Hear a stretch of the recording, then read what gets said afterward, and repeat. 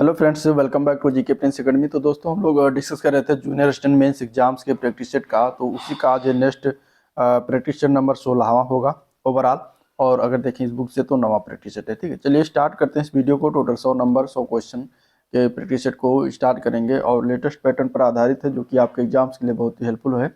अगर आप लोगों ने पिछला वीडियो नहीं देखा तो चैनल पर जाइए, आपको वहाँ से सारे इसके वीडियो मिल जाएंगे, आप वहाँ से देख सकते हैं। ठीक है, साथ ही साथ यूपी स्पेशल का पूरा कवर कराया हुआ है और कंप्यूटर का भी पूरा एक साथ एक ही वीडियो में करवाया हुआ है। तो चैनल पेज पर जाएंगे तो आप वहां से इसका प्लेलिस्ट बना दिया, तो वहां से भी आप इसको देख सकते हैं, बहुत ही हेल्पफुल होगा। आज का ये वीडियो शुरुआत करेंगे। स्टार्ट करने से पहले अगर आप लोग चैनल पर नए हैं, अभी तक सब्सक्राइब नहीं किया तो चैनल को सब्सक्राइब कर लीजिएगा, साथ ही साथ वीडियो को भी लाइक करते चलिएगा।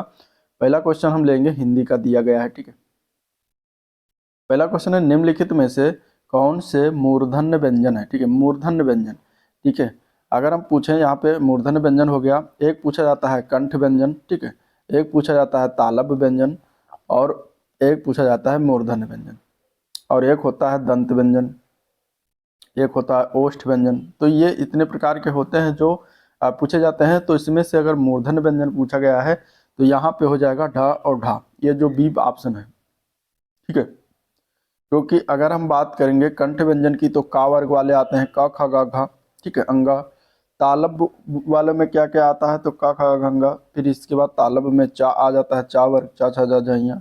फिर मूर्धन्य में आ जाता है टा वर्ग, ट ठ ड ढ ढ़। तो यही वाले में ट ठ ड ढ ये आ रहा है, तो ये हो जाएगा बी ऑप्शन, ट ठ ड ढ ढ़ जो है मूर्धन्य होता है। ठीक है, दंत में कौन कौन से आते हैं तो इसमें आ जाता है ता वर्ग, त थ द ध न, ये सभी दंत में आ जाता है। ठीक है, दंत में आ जाता है।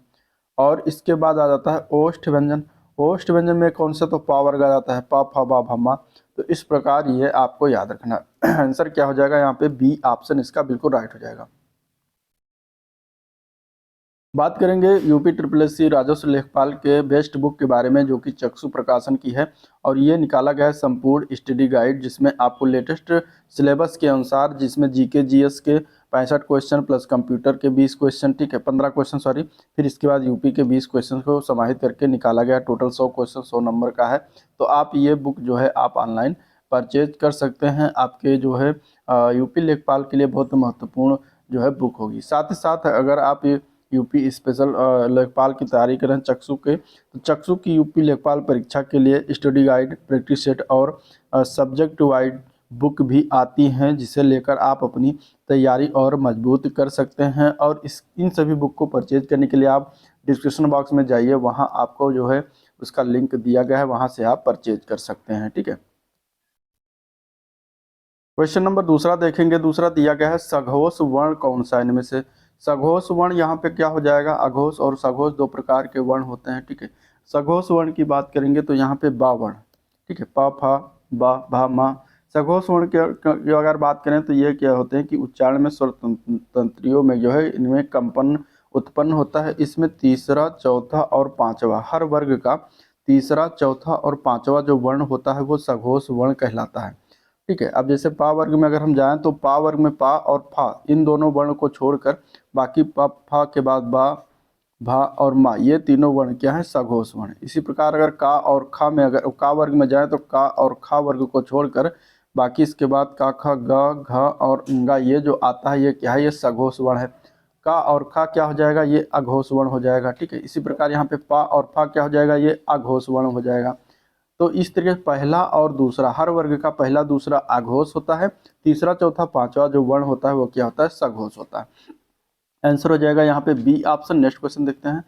अगला प्रश्न में है, प्रश्न चिन्ह कौन सा है इसमें से, प्रश्नवाचक चिन्ह बताना इसमें से कौन सा हो जाएगा। सभी को पता है यहाँ पे बी ऑप्शन में जो लिखा हुआ है ये प्रश्नवाचक चिन्ह है। पहला ऑप्शन वाला जो है ये क्या है, पूर्ण विराम है। तीसरा ऑप्शन में जो दिया गया है ये किस प्रकार का चिन्ह है, तो ये विस्मयादिबोधक चिन्ह है। ठीक है, विस्मयादिबोधक चिन्ह है। और इसके बाद चौथे ऑप्शन में जो दिया गया है ये है अर्ध विराम चिन्ह। किस प्रकार का चिन्ह है, अर्ध विराम चिन्ह। ठीक है, चलिए क्वेश्चन नंबर 4 है, निम्नलिखित में से कौन सी वर्तनी शुद्ध है इसमें से। शुद्ध वर्तनी बताना है। शुद्ध रूप से आशीर्वाद किस वाक्य किस ऑप्शन में लिखा हुआ है। ए ऑप्शन अगर आप देखें तो यहाँ पे ये सही रूप से लिखा हो, बाकी सभी में कहीं ना कहीं गलती किया गया है। तो आंसर ए पार्ट इसका राइट हो जाएगा। अगले प्रश्न में भी हमें शुद्ध वर्तनी वाला शब्द ही बताना है। यहाँ पे कौन सा शुद्ध रूप से लिखा हुआ है, सर्वोत्तम की अगर बात करेंगे तो यहाँ पे सर्वोत्तम गलत लिखा हुआ है। सर्वोत्तम को हम सही रूप से कुछ इस तरीके से लिखते हैं, ठीक है।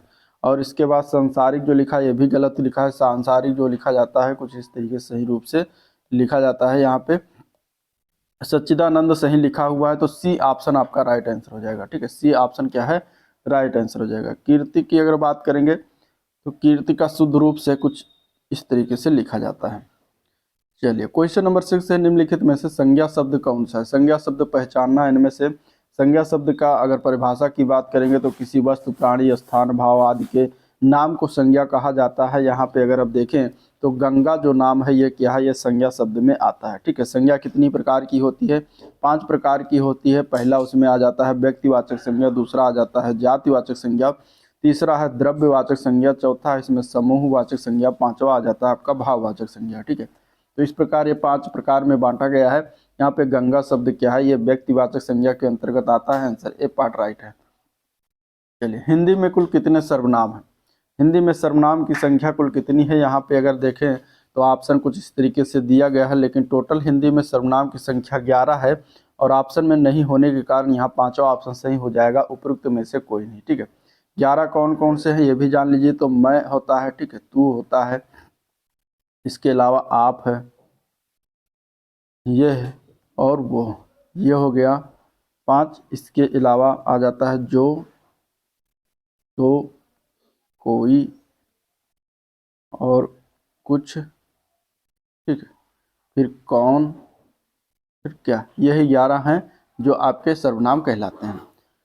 अगला प्रश्न है, मीरा ने आधा लीटर दूध पी लिया, इसमें विशेषण कौन सा है। कौन सा, किस प्रकार का विशेषण इसमें प्रयोग किया गया है ये बताना। विशेषण की बात करेंगे तो यहाँ पे अगर हम देखें तो परिमाणवाचक विशेषण है, ठीक है। किस प्रकार का विशेषण है, परिमाणवाचक विशेषण। कौन से शब्द के लिए परिमाणवाचक लगा है, तो यहाँ पे आधा लीटर जो लिखा हुआ है ये परिमाण बता रहा है, तो यह क्या है, माप की वस्तु है, और तो यहाँ पे क्या हो जाएगा, परिमाणवाचक विशेषण के अंतर्गत आ जाएगा, ठीक है। परिमाणवाचक विशेषण के अंतर्गत आ जाएगा। आंसर सी ऑप्शन इसका करेक्ट है। चलिए क्रियार्थक संज्ञा सदा किस रूप में रहती है। क्रियार्थक संज्ञा की अगर बात करेंगे यहाँ पे कौन से रूप में रहती है, तो 9th का हो जाएगा बी पार्ट, ये एक वचन पुल्लिंग में हमेशा रहती है, तो आंसर क्या हो जाएगा यहाँ पे बी ऑप्शन करेक्ट है, ठीक है। अगला प्रश्न है, अकर्मक धातुओं से बनने वाला और सदैव एक वचन पुल्लिंग अन्य पुरुष की क्रिया वाला वाच्य कौन सा संभव है इनमें से। तो यहाँ पे क्वेश्चन नंबर 10 का आंसर क्या हो जाएगा, यहाँ पे आपको ऑप्शन में देख के बताना, तो वो प्रकार का क्या होता है, भाववाच्य होता है।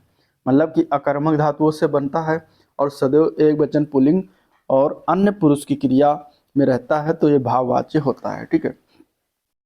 आंसर यहाँ पे ए ऑप्शन राइट है। चलिए निम्न में से कर्ता कारक का परसर्ग कौन सा है। तो परसर्ग की अगर बात करेंगे तो देखिए, कारक जो आपके 8 प्रकार हैं उनको याद होना चाहिए, उनका परसर्ग भी याद हो जाना चाहिए आपको। कर्ता का क्या होता है, कर्ता का होता है ने, कर्ता का क्या होता है, ने होता है। किसी भी ऑप्शन में न मिलने से ई ऑप्शन हो जाएगा, उपयुक्त में से कोई नहीं, ठीक है। कर्म का क्या होता है, को होता है। कारण का होता है से या फिर के द्वारा, संप्रदान के लिए या फिर हेतु, ठीक है। अपादान से अलगाव होने की स्थिति जब हो तब वहाँ पे अपादान कारक होगा, ठीक है। और संबंध का, की, के, रारी, रे, नानी, ने। अधिकरण में और पर ये दोनों आ जाएं, और संबोधन में हे, हो, हरे इस तरीके से आ जाते हैं, तो संबोधन होता है। चलिए अगले प्रश्न की तरफ चलते हैं। देशज शब्द छांटना है अगले प्रश्न में, क्वेश्चन नंबर 12 में। इसमें से देशज शब्द कौन सा है, ठीक है। तारीख, डिबिया, सूरज, जन्म। यहाँ पे अगर हम देखें तो बी ऑप्शन सही है। डिबिया शब्द क्या है, देशज शब्द है। देखिए इतिहास या स्रोत या उत्पत्ति के आधार पर शब्द जो होता है वो 4 प्रकार का होता है। उसमें पहला आ जाता है तत्सम शब्द, दूसरा आ जाता है तद्भव शब्द, ठीक है, तीसरा आ जाता है देशज शब्द और चौथा आ जाता है विदेशी शब्द। इस प्रकार 4 प्रकार में बांटा गया है। और इसी में अगर हम बात करेंगे तत्सम शब्द जो संस्कृत से सीधे लिए गए शब्द होते हैं, ठीक है, जैसे कि अग्नि हो गया, ये हो जाएगा तत्सम शब्द। तद्भव क्या है, संस्कृत से लिए गए शब्द का विकृत रूप, जैसे अग्नि का आग हो जाता है, ठीक है, तो ये तद्भव हो जाता है। देशज शब्द वे होते हैं जिनकी उत्पत्ति का पता ही ना हो, जैसे डिबिया शब्द हो गया, ठीक है। अन्य शब्द की बात करें तो लोटा हो गया, ठेठ शब्द हो गया, ये सभी देशज हैं। और विदेशी शब्द वे होते हैं जो विदेशी भाषाओं से लिया गया है, जैसे कि अफसर शब्द विदेशी भाषा से लिया गया है, अजब हो गया, ठीक है। दरोगा शब्द भी विदेशी भाषा से लिया गया है। तो इस प्रकार ये इनके प्रकार होते हैं। चलिए अगला प्रश्न, मीनाक्षी का अर्थ क्या है? मीनाक्षी का अर्थ बताना है। मीनाक्षी का अर्थ होता है मछली की तरह गोल आंखों वाली, तो उसको हम क्या कहेंगे? एक शब्द में मीनाक्षी कहेंगे। आंसर बी ऑप्शन राइट है। चलिए, बा तजुर्बा शब्द में कौन सा उपसर्ग लगा हुआ है? बा तजुर्बा शब्द में अगर हम देखें तो यहाँ पे बा उपसर्ग लगा हुआ है। डी ऑप्शन करेक्ट हो जाएगा। क्या हो जाएगा? बा उपसर्ग। ठीक है। जड़ का विलोम अगले प्रश्न में बनाना है। जड़ का विलोम की अगर बात करेंगे तो जड़ का विलोम होता है चेतन। क्या होता है? जड़ का विलोम होता है चेतन, जो कि किसी भी ऑप्शन में ना होने से ई ऑप्शन से हो जाएगा, उपयुक्त में से कोई नहीं। चलिए क्वेश्चन नंबर 16, कुंदन का पर्यायवाची बताना है। क्या हो जाता है? कुंदन का पर्यायवाची की अगर बात कर रहा है तो यहाँ पे आंसर हो जाएगा हेम। हेम शब्द कुंदन का पर्यायवाची होता है। ठीक है। कुंदन के अन्य पर्यायवाची में सोना भी होता है, स्वर्ण होता है, ठीक है, कंचन होता है और हेम भी होता है। तो इस प्रकार कुंदन के पर्यायवाची होते हैं। दुश्मन का विपक्षी शब्द हो जाता है पर्यायवाची। ठीक है। दुश्मन का बैरी शब्द पर्यायवाची होता है। शत्रु हो जाता है पर्यायवाची। और इसके अलावा अर्य शब्द भी क्या है? दुश्मन का पर्यायवाची है। ठीक है। मतंग जो होता है ये हाथी का पर्यायवाची होता है। मतंग किसका होता है? हाथी, गज, कुंभी, ये सभी पर्यायवाची होता है। ठीक है। और अगर हम बात करें स्वजन तो इसका स्नेही का पर्यायवाची है। स्नेही या फिर साथी कह सकते हैं, या फिर दोस्त इसका पर्यायवाची। ठीक है। दोस्त का पर्यायवाची ये सभी हो जाते हैं। चलिए, निम्नलिखित में से विकल्पों में से अनेकार्थक शब्द का चयन करें। ऐसा शब्द जिसके अनेक अर्थ हों। तो यहाँ पे अगर हम देखें तो अंग शब्द के अनेक अर्थ हैं। ठीक है। अंग का एक अर्थ होता है भेद, अंग का एक अर्थ होता है पक्ष, अंग का एक अर्थ होता है टुकड़ा, अंग का एक अर्थ होता है शरीर। तो इस प्रकार बहुत सारे अर्थ होते हैं। तो आंसर सी ऑप्शन इसका राइट है। चलिए, शब्द युग्म यदा कदा का सही अर्थ युग्म बताना। यदा कदा, यदा कदा की बात करेंगे तो यदा कदा होता है जब तब। क्या होता है? जब तब होता है। ये ऑप्शन इसका बिल्कुल करेक्ट है। अगले प्रश्न की तरफ चलते हैं। जीने की इच्छा को एक शब्द में क्या कहेंगे? इंपॉर्टेंट प्रश्न है, बहुत बार एग्जाम में आया हुआ है। जीने की इच्छा की बात करेंगे तो उसको कहा जाता है जिजीविषा। क्या कहते हैं? जिजीविषा। जिज्ञासु क्या है? जो जानने का उत्सुक हो उसको कहेंगे जिज्ञासु। ठीक है। पिपासु की बात करेंगे तो पिपासु होता है जो प्यासा हो या फिर पीने का इच्छुक हो। ठीक है। एक होता है जिगीसा। जिगीसा, जिगीसु नहीं, जिगीसा। जिगीसा का अर्थ क्या होता है? जो जीत या विजय का इच्छुक हो। ठीक है। तो यहाँ पे ये हो जाएगा। अगला प्रश्न, अभी प्लस उदय का संधि अगर करेंगे तो क्या बनेगा? कौन सा शब्द बनेगा? अभी प्लस उदय का अगर संधि करेंगे तो अभ्युदय बन जाएगा। यहाँ पे आंसर क्या हो जाएगा? ये ए पार्ट करेक्ट हो जाएगा। किस प्रकार की संधि में आता है? तो ये अड़ स्वर संधि हो जाता है, जहाँ पे छोटी ई प्लस छोटा ऊ मिलकर जो है छोटा ऊ बनता है। तो यहाँ पे क्या हो जाएगा? आपका यड़ संधि हो जाएगा। चलिए, देशांतर में कौन सा समास है? अगला क्वेश्चन बताना है। देशांतर में समास, देशांतर में समास की बात कर रहा है तो यहाँ पे अगर हम देखें तो कर्मधारय समास हो जाएगा। देश के बीच जितनी डिग्री दूरी है उसे देशांतर कहा जाता है, अर्थात देशों के बीच का अंतर, यानी कि कर्मधारय समास। विद्यालय की शोभा वही बढ़ा सकता है जो अनुशासन में रहे, यह वाक्य किसका उदाहरण है? तो दिया गया वाक्य अगर बात करेंगे तो यह मिश्र वाक्य का उदाहरण। ठीक है। मिश्र वाक्य का उदाहरण है, क्योंकि जो से ये जुड़ा हुआ है दो वाक्य उपवाक्य। तो आंसर क्या आ जाएगा? D option. जहां पर आपको की, जो, जब, जहां, जिसने, ज्यों ही, जैसे, वैसे, यदि, तो इत्यादि अगर शब्द आपको मिल जाते हैं तो वहां क्या हो जाता है? मिश्र वाक्य हो जाता है। चलिए, निम्नलिखित में से किस रस का अस्थायी भाव रति होता है? रति के स्थायी भाव की बात करेंगे तो यह श्रृंगार रस का होता है। श्रृंगार रस का स्थायी भाव रति होता है। ठीक है। हास्य रस का स्थायी भाव हास्य, रौद्र रस का स्थायी भाव क्रोध, करुण का होता है शोक, विभत्स का जुगुप्सा, भयानक का भय, और ठीक है, शांत रस का निर्वेद होता है, अद्भुत रस का विस्मय होता है। चलिए नेक्स्ट क्वेश्चन, तरण तटुजा तट तमाल तरुअर बहुछाय, इसमें कौन सा अलंकार है? यहाँ पे अगर आप देखें तो ता वर्ण की आवृत्ति बार बार हुआ है, यानी कि जहाँ पे वर्णों की आवृत्ति हो वहाँ पर क्या हो जाता है? अनुप्रास हो जाता है। तो अनुप्रास अलंकार हो जाएगा। चलिए, आंख खुलना, इस मुहावरे का सही अर्थ क्या है? आंखें खोल दी या आंखें खुलना, यहाँ पे क्या हो जाएगा इसका जो है अर्थ? तो आंख खुलना मतलब कि यहाँ पे हो जाएगा ज्ञान हो जाना। ठीक है। आंसर क्या हो जाएगा यहाँ पे? ए पार्ट करेक्ट है। चलिए, अगला प्रश्न, निम्नलिखित में से कौन सा अष्टछाप का कवि है? इनमें से अष्टछाप के कवियों में अगर हम देखें तो यहाँ पे आंसर हो जाएगा बी ऑप्शन। सूरदास को अष्टछाप के कवि हैं। ये भक्तकालीन कवियों के समूह थे जिसमें सूरदास आते हैं। ठीक है। अष्टकाव्य में अगर हम देखें तो कुंभन दास आते हैं। ठीक है। कुंभन दास हो गए। ठीक है। सूरदास हो गए, और इसके अलावा कृष्णदास थे, कृष्णदास। कृष्णदास के बाद परमानंद दास हो जाते हैं, परमानंद दास। परमानंद दास के बाद गोविंद स्वामी, गोविंद स्वामी, ठीक है। गोविंद स्वामी के बाद नंददास, नंददासों के बाद छीत स्वामी, छीत स्वामी के बाद चतुर्भुज दास। ये जो थे अष्ट छाप कवि थे, ठीक है। चलिए अगला क्वेश्चन। अब अगला प्रश्न जो है वो आपका गद्यांश को पढ़कर उत्तर देना है। गद्यांश आप लोग ये है, इस तरीके से आप वीडियो पॉज करके एक बार जरूर पढ़ लीजिएगा। हम चलते हैं क्वेश्चन की तरफ, ठीक है। इस तरीके से कुछ गद्यांश दिया गया है जो आप पढ़ सकते हैं, इसको जरूर पढ़िएगा आप वीडियो पॉज करके। चलिए पहला क्वेश्चन दिया गया गद्यांश से, आपको व्यापार के पीछे नहीं भागना पड़ेगा यदि आप क्या करें। तो गद्यांश जब आप पढ़ेंगे तो इसका आंसर निकल के आएगा सी पार्ट, अपना स्वभाव प्रसन्नतामय, उल्लासमय और हर्ष समन्वित बना लेंगे। तो आंसर सी ऑप्शन इसका करेक्ट है। उल्लास और परोपकार का भाव मन में लाने से कौन सा परिवर्तन नहीं होगा। तो गद्यांश के अनुसार सुख का अभाव हो जाएगा। आंसर बी ऑप्शन इसका बिल्कुल सही है। चलिए, आपका व्यवसाय दिन दूनी रात चौगुनी उन्नत करेगा। और दिन दूनी रात चौगुनी उन्नत जो ये मुहावरे है, इसका अर्थ बताना है। तो इसका अर्थ क्या होता है, अच्छी तरक्की होना। क्या होता है इसका अर्थ, अच्छी तरक्की होना। आंसर यहाँ पे डी ऑप्शन इसका बिल्कुल राइट है। आनंद से परिपूर्ण आत्मा वाले मनुष्य के संपर्क में कौन सा प्रभाव पड़ता है। जब आप गद्यांश को पढ़ेंगे तो आंसर निकल के आएगा ए पार्ट, लोग मुस्कान द्वारा उसका स्वागत करते हैं, ठीक है। तो आंसर ए पार्ट करेक्ट हो जाएगा। जैसे क्वेश्चन देखेंगे, शूद्रक द्वारा लिखित, शूद्रक द्वारा लिखित, शूद्रक द्वारा लिखित मृच्छ कटकम का साहित्यिक प्रकार निम्नलिखित में से कौन सा है। मतलब एक मृच्छ कटकम जो है जिसने किसने लिखा है, शूद्रक जी ने लिखा है। और ये मृच्छ कटकम जो है क्या है, मतलब क्या है, निबंध है, कविता है, टीका है या फिर नाटक है।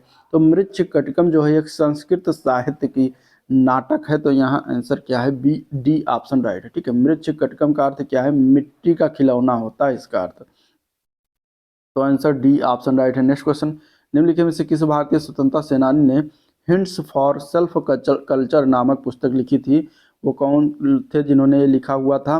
तो ये लिखा गया है लाला हरदयाल जी के द्वारा। आंसर सी ऑप्शन करेक्ट हो जाएगा, ठीक है।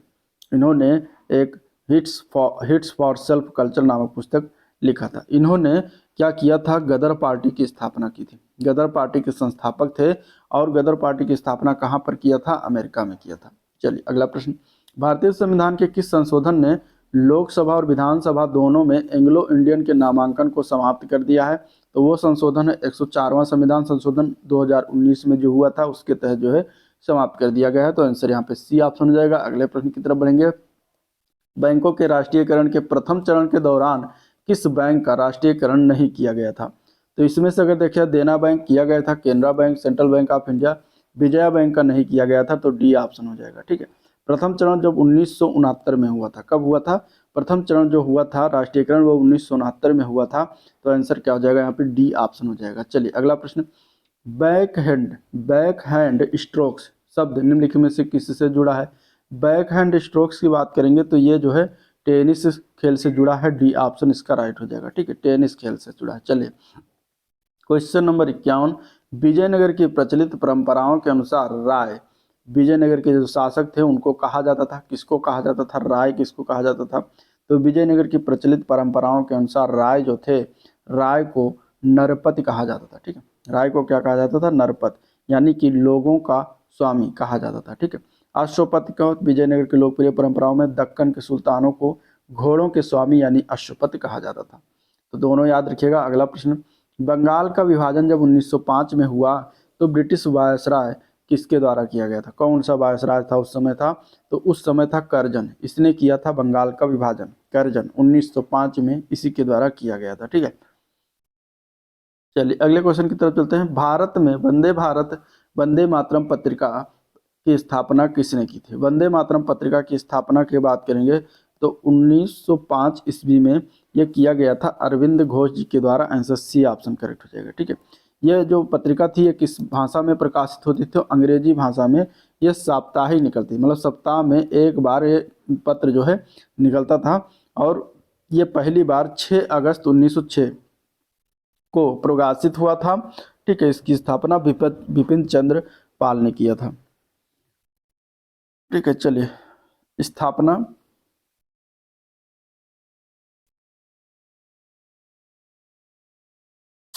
ठीक है। स्थापना किसने की थी? अरविंद घोष के द्वारा किया गया था, माफ करिएगा। चलिए नेक्स्ट क्वेश्चन, क्वेश्चन नंबर 54। ग्राम सभा में निम्नलिखित में से कौन शामिल है? ग्राम सभा में अगर हम बात करेंगे तो देखिए, ग्राम सभा में वह सभी व्यक्ति शामिल होते हैं जिनके नाम गांव विशेष में पंचायत के लिए मतदाता सूची में दर्ज होता है, वह ग्राम सभा में सम्मिलित होते हैं। तो आंसर क्या है? बी ऑप्शन राइट हो जाएगा। चलिए, writers building, writers building Bharat की किस राज्य सरकार का सचिवालय भवन है?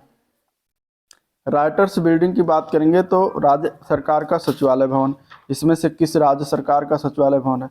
तो यहाँ पे सी ऑप्शन हो जाएगा, पश्चिम बंगाल सरकार का। ठीक है, पश्चिम बंगाल सरकार का है सचिवालय भवन का नाम क्या है? Writers building. आंसर यहाँ पे सी ऑप्शन राइट है। नेक्स्ट क्वेश्चन, निम्नलिखित में से हंगरी का राष्ट्रीय मुद्रा क्या है? हंगरी, हंगरी का राष्ट्रीय मुद्रा, हंगरी का मुद्रा की बात करेंगे तो हंगेरियन फोरेंट नाम है उसका। ठीक है, फोरेंट। हंगरी की राजधानी का नाम क्या है? बुडापेस्ट। क्या नाम है? बुडापेस्ट। तो बुडापेस्ट और फोरेंट दोनों याद रखिएगा। अगला प्रश्न, इनमें से कौन से राज्य पाल घाट दर्रे से आपस में जुड़े हुए हैं? पाल घाट दर्रा अगर हम बात करेंगे तो केरल और तमिलनाडु जो है, ये दोनों राज्य पाल घाट दर्रा पश्चिमी घाट पर्वत श्रेणी का एक बड़ा दर्रा है जो नीलगिरी पहाड़ी और अन्नामलाई पहाड़ियों के बीच में स्थित है ये दर्रा, और यह लगभग 32 किलोमीटर जो है चौड़ा है इसकी, इस पाल घाट दर्रे की, जिसमें केरल और तमिलनाडु दोनों राज्यों के बीच ये दर्रा जो है यातायात के प्रमुख भूमिका निभाता है। तो यहाँ आंसर क्या हो जाएगा? बी ऑप्शन करेक्ट है। चलिए, निम्नलिखित में से कौन सी एक खरीफ फसल है? रबी खरीफ जायद, यहाँ पे खरीफ फसल की बात करेंगे तो कपास हो जाएगा। ठीक है, खरीफ की अन्य फसलों में जैसे चावल आ जाता है, मक्का, बाजरा, रागी, मूंगफली, कपास, ये सभी खरीफ फसलें होती हैं। अगला प्रश्न है, अंतर्राष्ट्रीय न्यायालय का मुख्यालय कहाँ है? तो अंतर्राष्ट्रीय न्यायालय का मुख्यालय की बात करेंगे इसमें से तो द हेग है, उस जगह का नाम क्या है जहाँ पे अंतर्राष्ट्रीय मुख्यालय है? The Hague. आंसर हो जाएगा ई ऑप्शन, उपयुक्त में से कोई नहीं। ठीक है, द हेग किस देश में पड़ता है? तो नीदरलैंड। नीदरलैंड के द हेग में स्थित है। कब स्थापना की गई थी? 1946 में अंतर्राष्ट्रीय न्यायालय की स्थापना की गई थी। और अंतर्राष्ट्रीय न्यायालय का जो संविधान है वहाँ पे 5 अध्याय हैं। ठीक है, 5 भाग यानी 5 अध्याय हैं और 70 अनुच्छेद हैं वहाँ पे। ठीक है, इसमें कितने न्यायाधीश होते हैं? तो 15 न्यायाधीश होते हैं। 15 क्या होते हैं? जज होते हैं अंतर्राष्ट्रीय न्यायालय में। ठीक है, और जिनमें से प्रत्येक का कार्यकाल कितना वर्ष होता है? 9 वर्ष का होता है। न्यायाधीशों का कार्यकाल कितना होता है? 9 वर्ष होता है, जिनमें से 5 न्यायाधीश जो होते हैं प्रत्येक 3 वर्ष के उपरांत जो है अवकाश ग्रहण कर लेते हैं। मतलब हमेशा जो है 5 न्यायाधीश प्रत्येक 3 वर्ष बाद मतलब बने रहेंगे, कोई भी 2 न्यायाधीश एक ही देश के नहीं हो सकता, ये भी उसमें लागू है। चलिए, अगला प्रश्न, सबसे बड़ी अंतःस्रावी ग्रंथि कौन सी है? अंतःस्रावी ग्रंथि ऐसी ग्रंथियां जो अपने हार्मोन सीधे रक्त में यानी ब्लड में छोड़ती हुए अंतःस्रावी ग्रंथियां कहलाती हैं। ठीक है, सीधे ब्लड में छोड़ने वाली ग्रंथियों को क्या कहते हैं? अंतःस्रावी ग्रंथि होती हैं। तो यहाँ पे क्या हो जाएगा? ये हो जाएगा हार्मोन्स आवटु ग्रंथि। आवटु ग्रंथि जो होता है ये मानव शरीर की सबसे बड़ी अंतःस्रावी ग्रंथि है, जिसको हम कहते हैं इंग्लिश में थायराइड। क्या कहते हैं? थायराइड। ठीक है, तो थायराइड जो है वो क्या है, या आवटु ग्रंथ हिंदी में सबसे बड़ी अंतःस्रावी ग्रंथि, जो कि ये मनुष्य के गले में श्वास नली के दोनों तरफ पाई जाती है थायराइड। ठीक है, चलिए अगला क्वेश्चन की तरफ चलते हैं। अल्फा किरणें क्या होती हैं? अल्फा किरणें क्या हैं? अल्फा किरणों की बात करेंगे तो ये हीलियम के नाभिक से निकलती हैं। आंसर डी ऑप्शन करेक्ट हो जाएगा। ठीक है, जिसमें 2 प्रोटॉन और 2 न्यूट्रॉन होता है। आंसर डी ऑप्शन इसका बिल्कुल राइट है। अगले प्रश्न की तरफ बढ़ते हैं। क्वेश्चन नंबर 62, निम्नलिखित में से कौन सी वो पहली मिसाइल है जिसे भारत में विकसित किया गया? तो वो हो जाएगा, उसका नाम क्या है? पृथ्वी। ठीक है, पृथ्वी मिसाइल है जिसे भारत में विकसित किया गया था। आंसर यहाँ पे बी ऑप्शन राइट है। निम्नलिखित में से किस भारतीय फिल्म ने 38वें लीड्स इंटरनेशनल फिल्म फेस्टिवल में सर्वश्रेष्ठ फिल्म का पुरस्कार जीता था? तो उस फिल्म का नाम है द फेबल। क्या नाम है? The fable. ठीक है, आंसर क्या हो जाएगा यहाँ पे? डी ऑप्शन राइट है। चलिए, वर्ष 2024 के किस दिवस की थीम विश्व भर में सम्मान और समझ को बढ़ावा देना है? ये क्यों, कौन से दिवस की थीम है? ये थीम की बात करेंगे तो सहिष्णुता का अंतर्राष्ट्रीय दिवस की थीम है, जो कि अगर हम बात करेंगे तो ये 16 नवंबर को मनाया जाता है। कब मनाया जाता है? 16 नवंबर को मनाया जाता है। आंसर यहाँ पे क्या हो जाएगा? बी ऑप्शन करेक्ट हो जाएगा। राष्ट्रीय प्रेस दिवस ये भी 16 नवंबर को ही मनाया जाता है। ठीक है, और विश्व टेलीविजन दिवस ये कब मनाया जाता है? तो ये 21 नवंबर को मनाया जाता है। ठीक है, 21 नवंबर को विश्व टेलीविजन दिवस मनाया जाता है। चलिए अगले प्रश्न की तरफ चलते हैं। हाल ही में ग्लोबल फ्रेट समिट 2024 का तीसरा संस्करण कहाँ आयोजित किया गया? तो ये अगर हम बात करेंगे 65 नंबर क्वेश्चन तो ये हुआ है दुबई में। कहाँ पर हुआ है? दुबई में हुआ है। ऑप्शन में ना होने की वजह से ई ऑप्शन हो जाएगा, उपयुक्त में से कोई नहीं। चलिए, निम्नलिखित में से कौन सा ग्राफिक्स कार्ड को जोड़ने के लिए स्लॉट प्रदान करता है? अब आपके आ गया कंप्यूटर के क्वेश्चन, ठीक है। ग्राफिक्स कार्ड को जोड़ने के लिए स्लॉट प्रदान जो करता है उसका नाम क्या है? तो उसका नाम है AGP slot. Answer b option हो जाएगा। AGP मतलब एक्सीलरेटेड ग्राफिक्स पोर्ट जिसको कहते हैं। तो ये जो होता है ग्राफिक्स पोर्ट एक पॉइंट टू पॉइंट चैनल है जिसका उपयोग हाई जो स्पीड वाले वीडियो आउटपुट के लिए किया जाता है, ठीक है। तो ग्राफिक्स कार्ड को जोड़ने के लिए स्लॉट प्रदान करता है AGP स्लॉट। चलिए, मुक्त प्रयोग किया जा सकने वाला कॉपीराइटेड सॉफ्टवेयर कौन सा है? मुक्त मतलब फ्री उपयोग कौन सा किया जाता है? कॉपीराइटेड सॉफ्टवेयर जो फ्री उपयोग किया जा सकता है वो कौन सा सॉफ्टवेयर है? ये सॉफ्टवेयर के प्रकार हैं, ठीक है। Shareware, groupware, freeware. यहाँ पे कौन सा ऐसा सॉफ्टवेयर का प्रकार है जो मुफ्त में प्रयोग किया जा सकता है? तो वो है फ्रीवेयर। फ्रीवेयर मतलब फ्री में इस्तेमाल किया जाना एक ऐसा सॉफ्टवेयर जो बिना किसी पैसे लागत के उपयोग के लिए उपलब्ध होता है, ठीक है। तो आंसर क्या हो जाएगा? B option. चलिए, सेलेक्ट किए गए टेस्ट को सेंटर अलाइन करने के लिए शॉर्टकट की क्या है? अगर कोई मतलब है सेलेक्ट किया गया है टेस्ट है और उसको अगर हमें सेंटर अलाइन किया करना है, ठीक है, मतलब बीच में अगर अलाइन करके बीच में लाना है तो उसके लिए शॉर्टकट की हम क्या प्रयोग करेंगे? तो उसके लिए हम प्रयोग करते हैं Ctrl+E। अब ऑप्शन में ना होने की वजह से ये ऑप्शन सही हो जाएगा, उपयुक्त में से कोई नहीं, ठीक है। Ctrl+C से क्या करते हैं? कॉपी करते हैं, कोई भी टेस्ट है या कोई भी चीज़ है सेलेक्ट किए गए, ठीक है। Ctrl+F से क्या करते हैं? Find and replace. क्या करते हैं? फाइंड एंड रिप्लेस करते हैं, ठीक है। Ctrl+H से क्या करते हैं? फाइंड एंड रिप्लेस विंडो को रिप्लेस ऑप्शन के साथ खोलते हैं। तो ये सभी चीज़ें हो गई, ठीक है। Ctrl+E याद रखिएगा सेंटर अलाइन के लिए इस्तेमाल किया था। चलिए, निम्नलिखित में से कौन सा वर्ड प्रोसेसिंग सॉफ्टवेयर नहीं है? वर्ड प्रोसेसर मतलब MS वर्ड, नोटपैड, वर्डपैड एक प्रकार का क्या है? वर्ड प्रोसेसिंग सॉफ्टवेयर है। लेकिन यहाँ पे जो एक्सेल दिया गया है ये क्या है? ये वर्ड प्रोसेसिंग सॉफ्टवेयर नहीं, ये स्प्रेडशीट सॉफ्टवेयर है, ठीक है। MS एक्सेल क्या है? स्प्रेडशीट सॉफ्टवेयर है। तो इस तरीके से आंसर क्या हो जाएगा? ए पार्ट इसका राइट हो जाएगा। अगले प्रश्न की तरफ बढ़ते हैं। वह पोर्ट जो डिजिटल उपकरणों में डेटा स्थानांतरण के लिए प्रयोग एक प्रोटोकॉल है किस रूप में जाना जाता है? ठीक है, वो कौन सा पोर्ट है जो डिजिटल डिवाइस में डेटा ट्रांसफर के लिए प्रयोग एक प्रोटोकॉल है, उसका नाम क्या है? तो उसका नाम है USB पोर्ट। USB पोर्ट के माध्यम से, USB मतलब यूनिवर्सल सीरियल बस पोर्ट, एक एक्सटर्नल डिवाइस है जो सभी पेरीफेरल डिवाइस को कंप्यूटर से जोड़ने में सक्षम होता है। कंप्यूटर को बिना रिस्टार्ट किए किसी डिवाइस को USB पोर्ट के साथ जोड़कर प्रयोग किया जाता है। इसे प्लग एंड प्ले जो है क्या कहा जाता है? गुण कहा जाता है। अब इसके अलावा अगर हम बात करेंगे पैरेलल पोर्ट में, तो पैरेलल पोर्ट में 25 पिन का कनेक्टर होता है जिसमें एक साथ 8 बिट या अधिक डाटा आदान प्रदान किया जा सकता है, ठीक है। तो आंसर क्या हो जाएगा यहाँ पे? बी ऑप्शन करेक्ट हो जाएगा। चलिए, और पैरेलल पोर्ट से हम प्रिंटर को जोड़ते हैं। अगला प्रश्न, निम्नलिखित में से कौन सा पेज प्रिंटर है जो बहुत ही सूक्ष्म स्याही कणों के द्वारा अक्षर व आकृति बनाकर उच्च गुणवत्ता का आउटपुट देता है? ठीक है, अब यहाँ पे क्या है? सूक्ष्म स्याही कणों के द्वारा अक्षर व आकृति बनाता है, वो कौन सा पेज प्रिंटर है? तो वो होता है लेजर प्रिंटर, ठीक है। लेजर प्रिंटर में जो है बहुत ही छोटे छोटे स्याही कणों के द्वारा जो है अक्षर और प्रिंट को प्रयोग किया जाता है। किस प्रकार का प्रिंटर है? तो नॉन इम्पैक्ट प्रिंटर है। कौन से प्रकार का है? नॉन इम्पैक्ट पेज प्रिंटर है, ठीक है। इसमें semiconductor, laser beam, light drum या आवेशित शाही टोनर का प्रयोग किया जाता है। तो आंसर क्या हो जाएगा इसमें? बी ऑप्शन करेक्ट है। चलिए, बायोस एक प्रकार का सिस्टम सॉफ्टवेयर है जो मदरबोर्ड पर स्थित होता है। कहाँ पर स्थित होता है बायोस?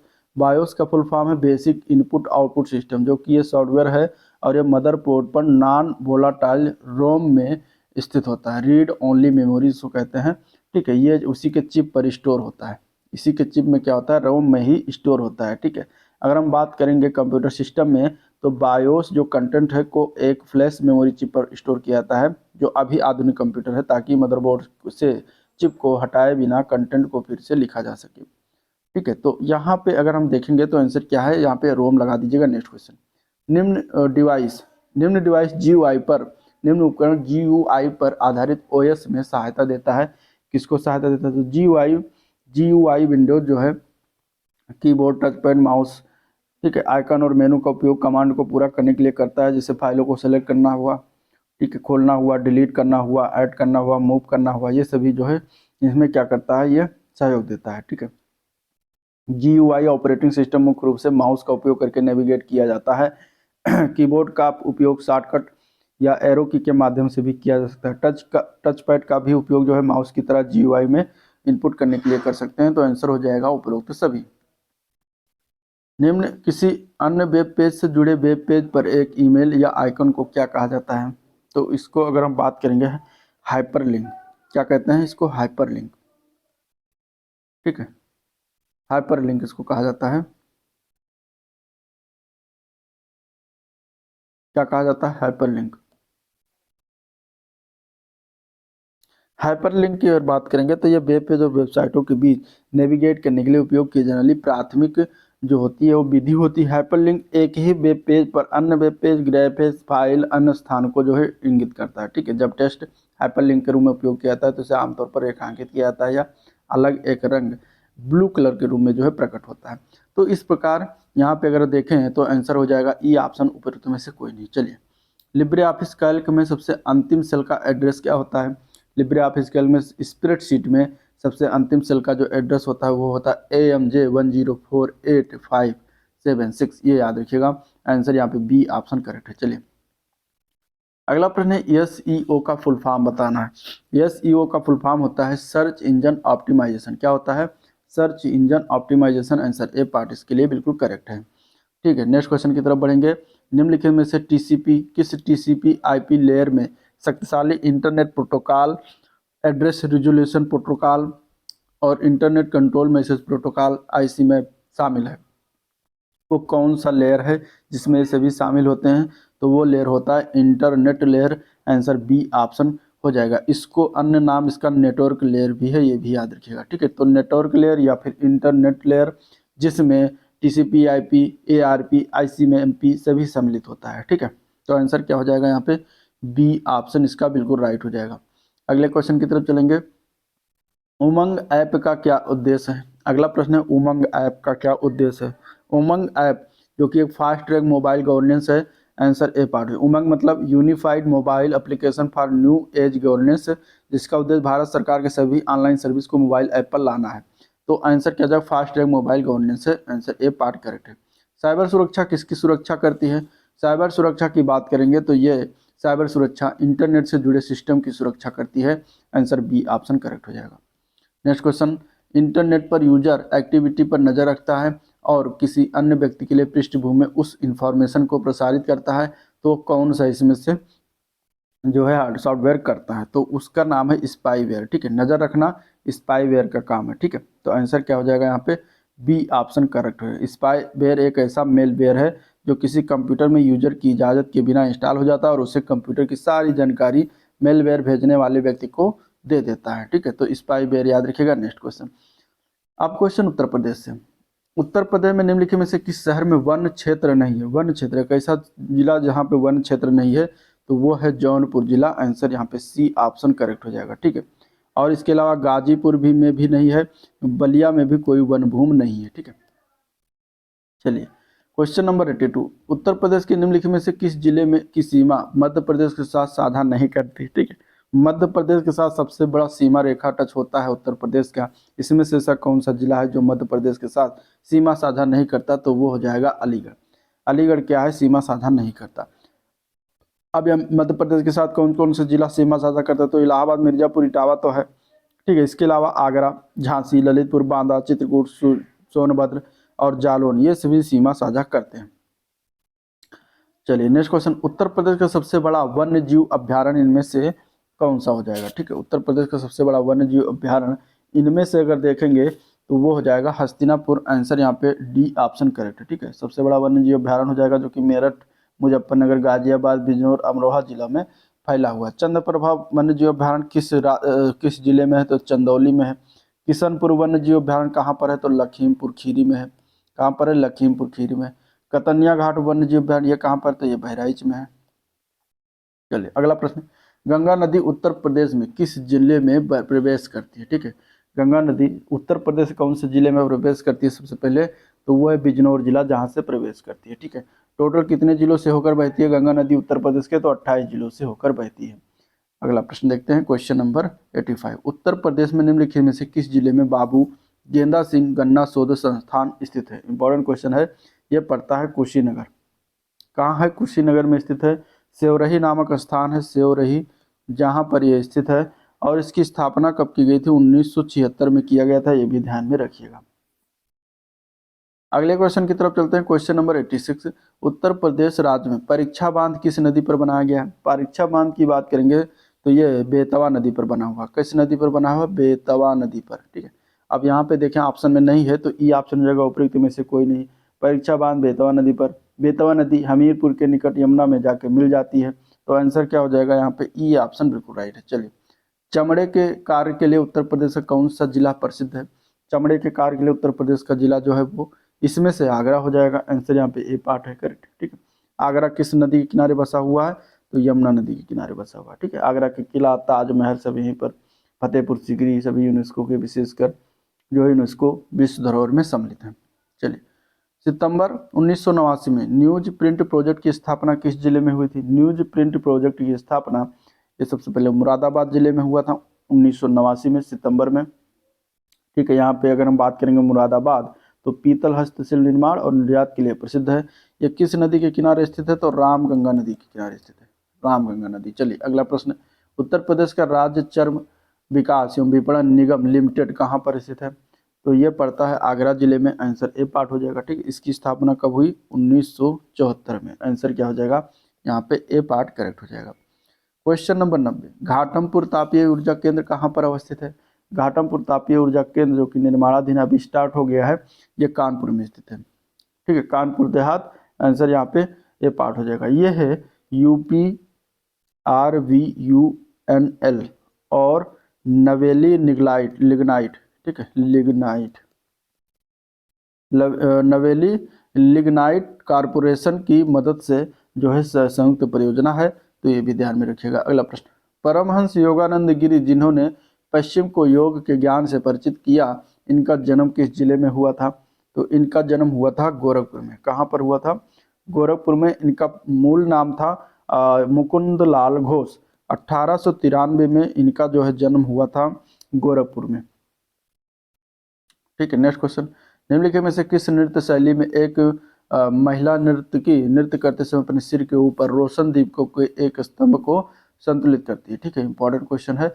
यहाँ पे कौन सा ऐसा नृत्य है जिसमें यह कार्य किया जाता है? तो वो नृत्य है चरकुला नृत्य।